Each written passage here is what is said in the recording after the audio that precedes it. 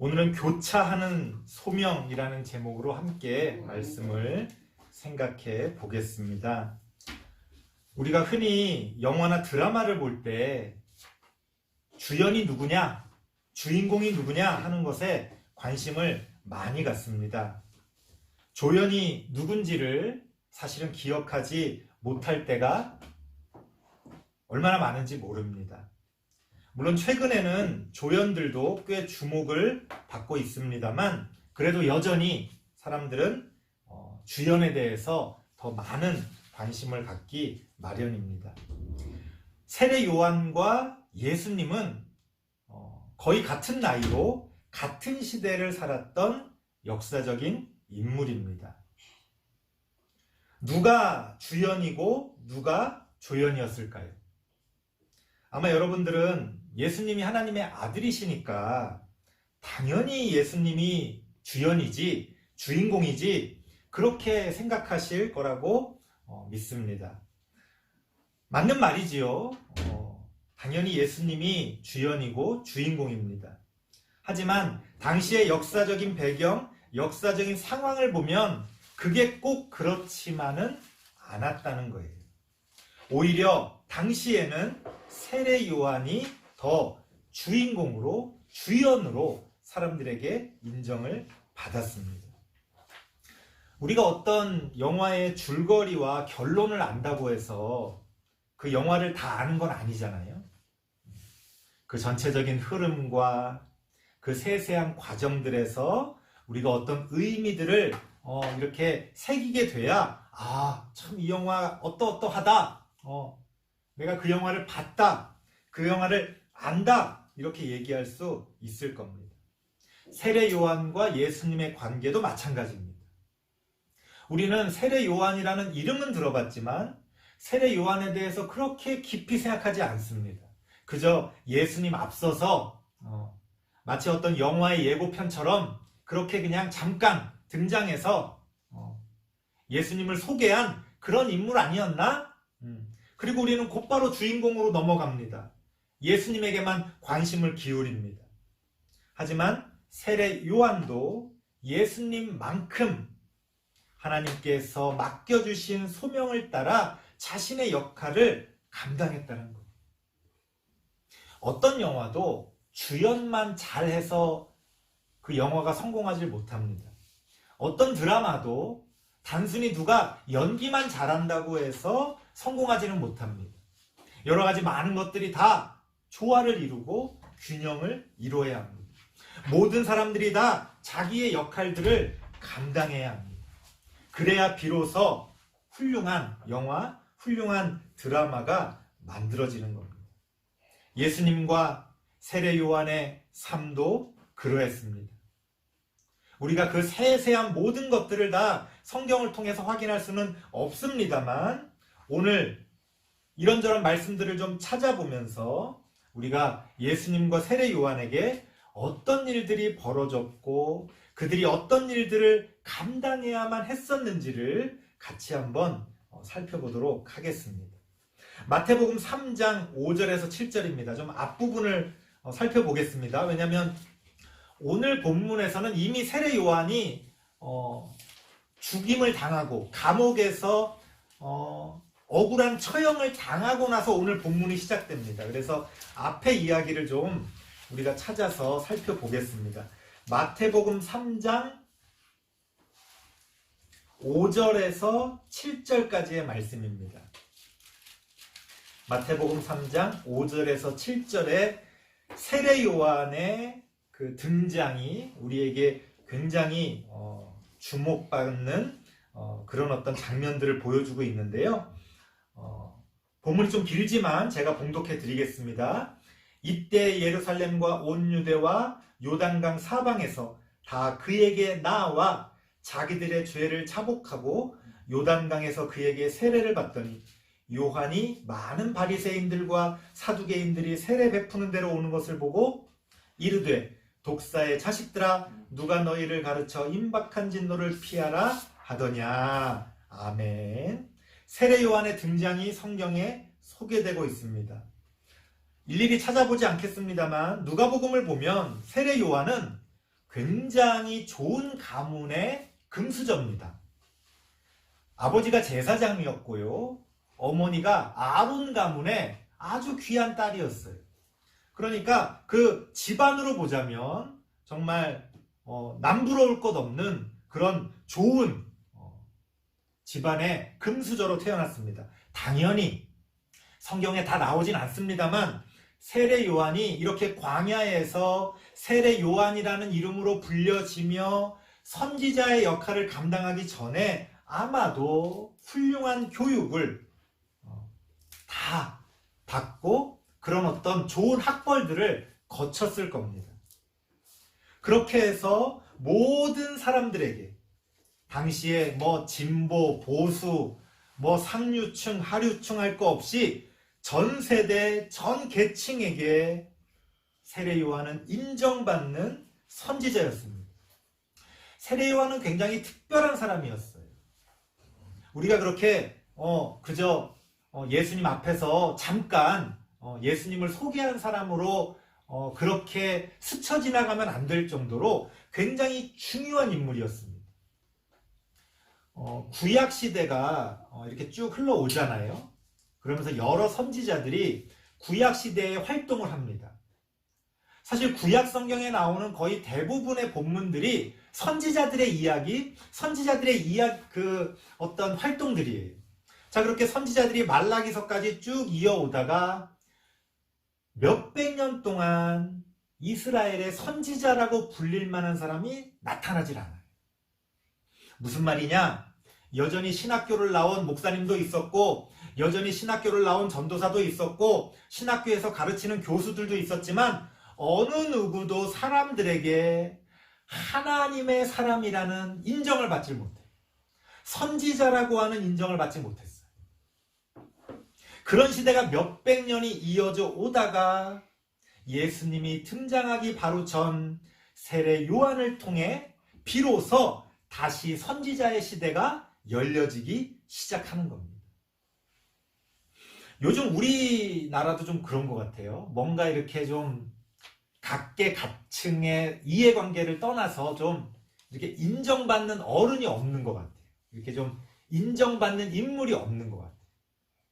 과거에는 그런 게 좀 있었잖아요. 그래서 그 인물의 정적, 뭔가 이런 대적 관계에 있는 사람들조차도 그래도 좀 이렇게 한 수 접어주는 뭔가 그런 인물들이 있었던 것 같아요. 큰 인물들. 요새는 그렇지 않습니다. 다 편을 나눠서 그 자기 한 편에서의 인물들일 뿐이지 뭔가 이 사회를 이렇게 통합할 수 있는 그런 인물들을 찾아보기가 어렵습니다. 안타까운 일이지요. 예수님 당시에도 그렇게 오랜 기간 그런 어떤 사람들의 마음을 이렇게 함께 이끌어갈 수 있는 그런 인물들이 없었다는 거예요. 바로 그런 선지자들이 없었다는 겁니다. 바로 그때 세례 요한이 나타납니다. 얼마나 세례 요한이 대단했냐면요. 사실 세례 요한이 비판하고 세례 요한이 비난했던 바리새인들과 사두개인들조차, 바리새인과 사두개인이 누굽니까? 나중에 결국 예수님을 십자가에 못 박는데 앞장선 그런 당시의 기득권층, 당시의 종교 권력자들 아닙니까? 그런 사람들조차도 세례 요한 앞에서는 꾹뻑 한 수 접어줬어요. 왜? 뭐 집안으로도 안 밀려, 학벌로도 안 밀려, 밀리질 않는 거예요. 사실 세례 요한은요, 대단한 능력을 행했던 사람이 아닙니다. 단지 그의 존재와 그의 어떤 선포하는 말씀만으로 사람들을 휘어잡았어요. 그래서 광야에서 자신의 기득권을 다 내려놓고 메뚜기를 먹으며 그냥 거친 가죽옷을 입고 그렇게 살아가면서도 남녀노소 할 거 없이 세례 요한에게 다가와 세례받기를 원했습니다. 사실 세례 요한이 있던 곳이 수도권이 아닙니다. 이게 무슨 중심 도시에서 활동한 게 아니에요. 광야에서 완전 저 외곽에 변경에 사람들이 찾아가기 어려운, 길도 제대로 뚫려 있지 않은 그런 곳에서 세례 요한은 하나님의 말씀을 전했습니다. 하지만 먼 곳에서부터, 도시에서부터 사람들이 세례 요한에게 찾아와서 세례받기를 원했다는 거예요. 심지어 나쁜 놈이라고 불리는 사람들조차도 뭔가 좀 하나님 앞에서 자신의 죄를 사함받고 뭔가 좀 영적인 어떤 이익을 얻어보고자 세례 요한에게 다가왔습니다. 세례 요한은 당대의 주연 중의 주연이고 주인공 중의 주인공이었다는 거예요. 어떤 면에서는 예수님보다 더 이름 있는 그런 대단한 인물이었다는 겁니다. 바로 그렇게 세례 요한이 자신의 그 어떤 그 삶에서 정점에 있을 때 예수님이 등장하십니다. 예수님이 세례 요한에게 찾아오십니다. 사실 예수님의 등장은 무슨 혜성같이 나타난 무슨 그런 신예가 아니었어요. 아무한테도 주목받지 못했습니다. 예수님이 누군지 아무도 몰랐어요. 예수님은 내세울 집안도 없었고요. 내세울 만한 학벌도 없었습니다. 속된 말로 듣도 보도 못한 그런 무명인이었습니다. 하지만 이런 예수님을 대하는 세례 요한의 태도가 놀랍습니다. 마태복음 3장 13절과 14절을 같이 한번 읽어보겠습니다. 마태복음 3장 13절 14절 같이 한번 읽어볼까요? 시작. 이때 예수께서 갈릴리로부터 요단강에 이르러 요한에게 세례를 받으려 하시니 요한이 말려 이르되 내가 당신에게서 세례를 받아야 할 터인데 당신이 내게로 오시나이까. 사실 이 구절이 신학자들 사이에서 많이 논란이 됐습니다. 뭐냐면 이 구절만 보자면 세례 요한은 예수님을 보자마자 예수님이 메시아인 걸 알았다는 거잖아요. 하나님의 아들이신 것을 알았다는 거잖아요. 그런데 나중에 나오는 또 성경 본문을 보면 전혀 또 다른 식의 표현들이 나옵니다. 마태복음 11장 2절과 3절을 보겠습니다. 마태복음 11장 2절과 3절입니다. 이거 전에 우리가 한 번씩 다 살펴봤던 내용입니다. 마태복음 11장 2절과 3절을 보면 제가 읽어드리겠습니다. 요한이 감옥에서 그리스도께서 하신 일을 듣고 제자들을 보내어 예수께 여짜오되 오실 그이가 당신이오니이까 우리가 다른 일을 기다리오리이까. 아니, 앞서 우리가 읽어봤던 세례받는 장면을 보면 세례 요한은 예수님을 보자마자 메시아인 걸 알아봤고 거기 뒷구절 보면 성령이 비둘기같이 막 하늘에서 내려왔다는 표현들이 나오는데 뒷부분을 보면 세례 요한은 감옥에서 죽기 직전까지도 예수님이 메시아인지 아닌지를 좀 나쁘게 말하면 의심했다는 거예요. 고민했다는 거예요. 맞는 것도 같은데 정말 맞나? 확실할까? 왜 세례 요한은 그런 고민을 했을까요? 자신의 소명이 이제 끝났는지를 확인하고 싶었을 거예요. 세례 요한은 자신의 소명이 메시아를 준비시키는 거라고 믿었습니다. 그러면 메시아가 등장하는 순간 자신의 소명은 끝나는 거지. 그런데 예수님이 메시아인지 아닌지가 끊임없이 고민스러운 거예요. 왜? 자기가 생각해도 자기가 학교 다닐 때 배우고 당시의 사람들이 상식적으로 믿고 있었던 그 예수님 메시아의 모습과는 뭔가 달랐기 때문이지.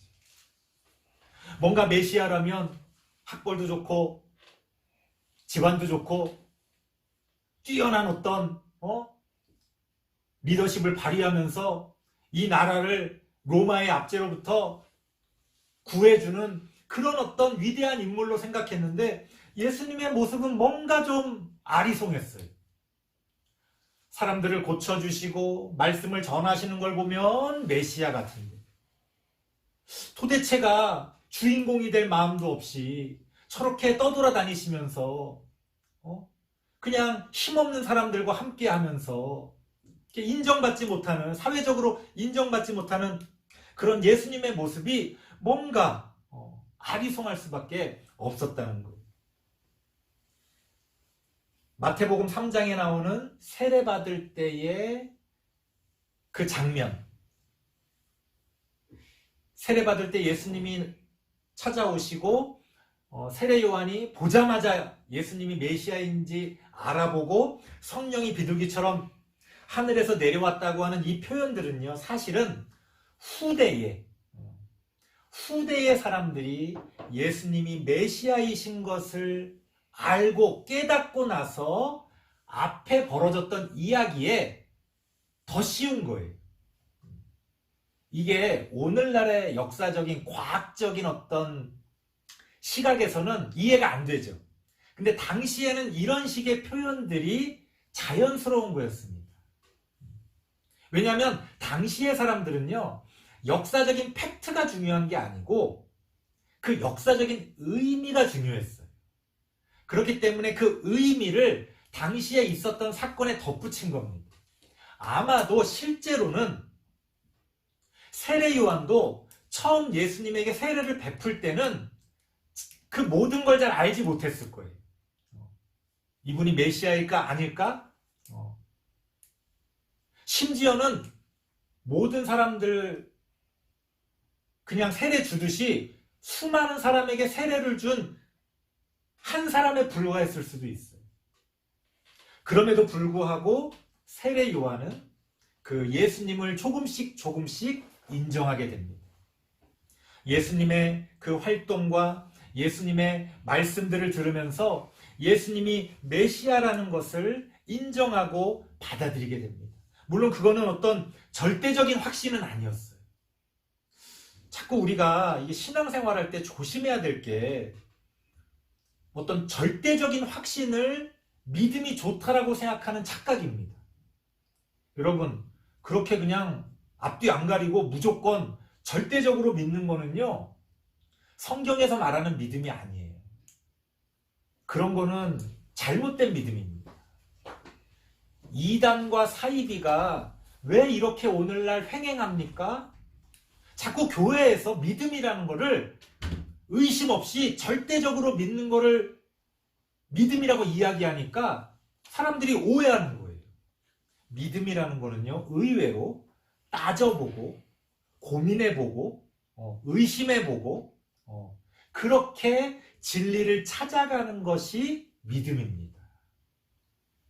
그래서 그냥 무조건 따지지 않고 귀 막고 눈 감고 그렇게 그냥 무턱대고 믿는 거, 그건 성경에서 말하는 믿음이 아닙니다. 하나님은 우리에게 그런 어떤 광신적인 믿음을 원하시는 게 아니에요. 그래서 성경을 보면요, 하나님이 그 성경에 하나님의 사람들과 끊임없이 대화를 합니다. 너는 왜 그랬니? 왜 내 마음을 몰라주니? 끊임없이 대화를 해요. 그래서 그 성경의 인물들을 보면요, 그렇게 시행착오를 거치면서 하나님을 알아가고 배워가고 찾아갑니다. 그냥 무조건 뭐 믿으라면 믿어, 왜 하라면 해, 이런 식의 믿음은요, 사실은 성경에서 이야기하는 믿음이 아니에요. 그런데 오늘날 정통적인 교회에서조차도 얼마나 그렇게 어떤 무조건적인 믿음, 그런 것들을 강요합니까? 그러다 보니까 거기서 한 발짝 두 발짝 벗어나면 이단 사이비가 되는 거예요. 그런 풍토 가운데서 이단들이 힘을 발휘하는 겁니다. 그러니까 참 안타까워요. 요새 뭐 지난번에도 말씀드렸습니다만 그런 이단 사이비 이야기들이 아주 언론에 도배가 되지 않습니까? 우리가 볼 때는 어떻게 저러냐 손가락질 하지만요, 세상 사람들이 볼 때는 그놈이나 이단 사입이나 너희나 뭐가 다르냐, 그렇게 손가락질해요. 참. 근데 솔직히 말씀드리면 저도 할 말이 없습니다. 가만히 생각해보면 그 원리가 똑같아요. 원리가. 그 이단 사이비가 더 그냥 막 가니까 그렇지, 일반 교회 안에서도요, 정통 교회 안에서도요, 그런 식의 일들이 비일비재합니다. 대형 교회 가보십시오. 담임 목사님이 거의 신이에요. 거의. 본인이 신이라고 안 하고 사람들도 신이라고 말은 안 하지만 거진 신이라고, 거진. 그러니까 이단 사이비는 한마디로 제목을 정하면 나는 신이다 이거고, 정통교회는 뭡니까? 거진 신이다. 거의 신이다. 거의 신이다. 그 차이밖에는 없어요.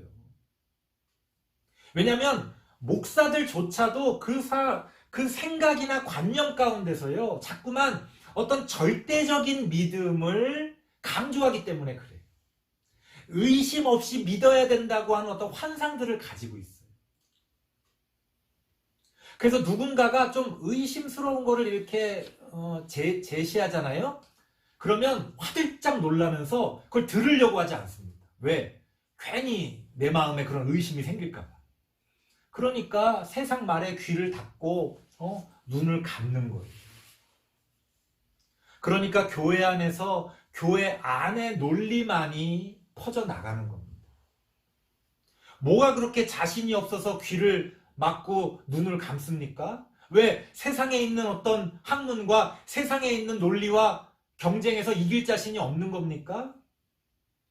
저는 신학을 공부하면서 그런 안타까움이 있었어요.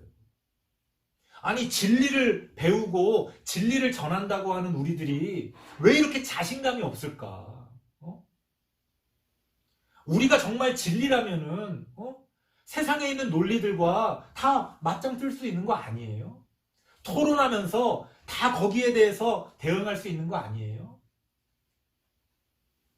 그런데 우리가 이미 어떤 잘못된 신앙 안에 갇혀 있어요. 우리 스스로 이미 거기에 빠져 있습니다. 그래서 하나가 무너지기 시작하면 이게 다 무너지는 거예요. 논리적으로 그렇습니다. 그러니까 아무도 어떤 다른 생각을 할 그런 거를 시도를 못 하는 거예요. 저는 그것도 참 문제라고 생각합니다. 그런데 세례 요한은 그렇지가 않았다는 거예요.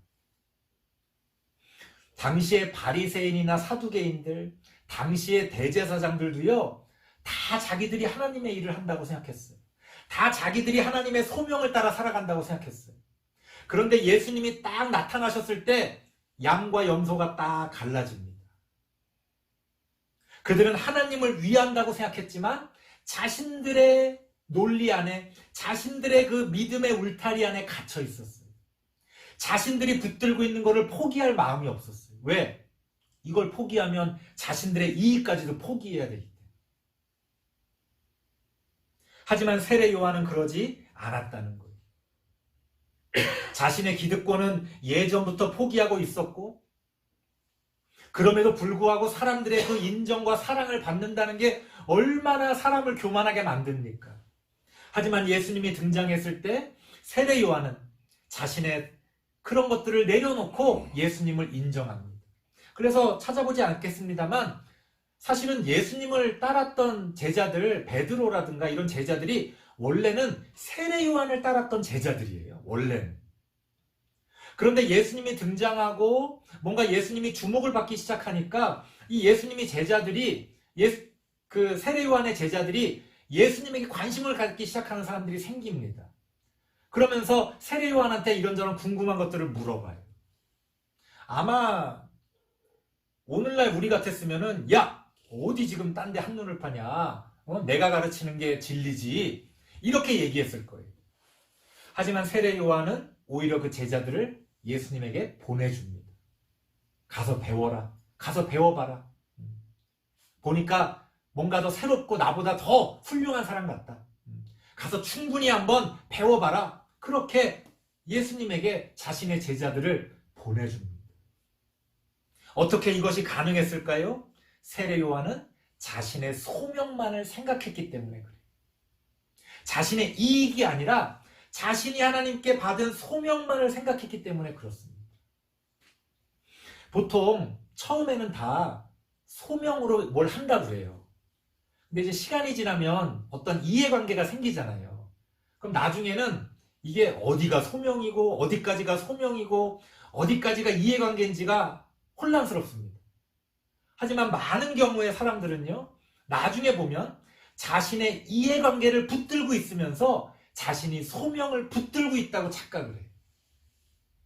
세례 요한은 그러지 않았다는 거예요. 세례 요한은 자신의 소명을 위해 자신의 이해관계를 다 내려놓는 그런 인물이었다는 겁니다. 그래서 그 세상에 자신의 어떤 경력의 정점에 있는 그 순간에 오히려 예수님을 인정하고 예수님을 세워줍니다.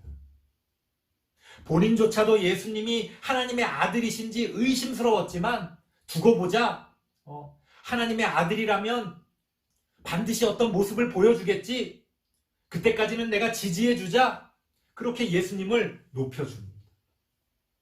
세례 요한이 없었다면 예수님은 예수님 하나님의 아들로서 메시아로서의 역할을 감당할 수 없었어요. 세례 요한이 있었기 때문에 예수님이 있는 겁니다.